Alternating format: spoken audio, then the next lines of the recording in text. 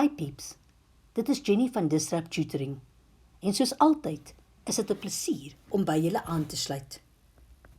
Vandag gaan ons aan met die bespreking oor die indirekte rede en ons bespreek vrae. Today we continue our discussion on reported or indirect speech. We did sentences previously, now we're going to discuss questions. Daar is twee soort vrae. There are two types of questions. Die vraag wat begin met 'n werkwoord, the question that starts with a verb, en die vraag wat begin met 'n vraagwoord, and the question that starts with a question word. Kyk na nommer 1. Natalie vra, Piet, het jy die boek gelees? First of all, when it's a question, and the name of the person is in the direct speech, that name needs to be included in the introduction.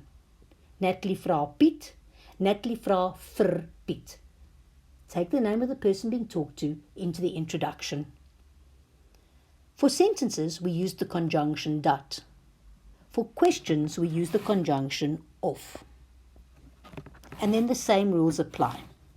My werkwoord is het gelees en my voornaamwoord is jy.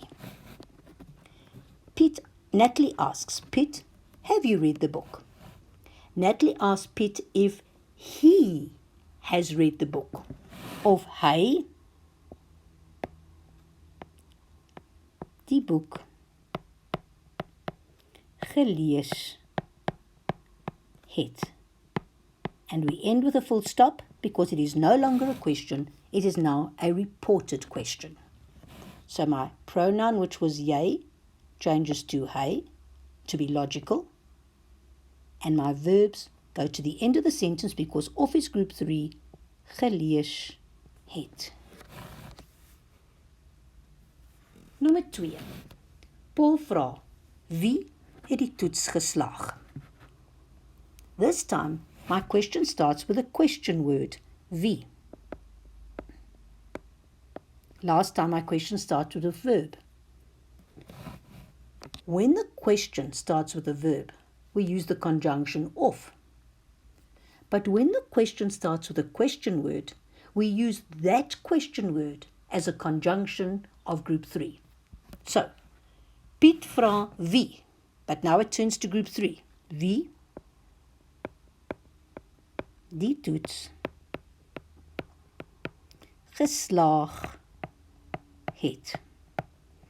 Verb to the end of the sentence, geslaag het, because wie now becomes a conjunction of group 3. Dit is die einde van my bespreking oor die indirekte rede. This is the end of my discussion on reported speech. Commands and requests and exclamations will be left for another year.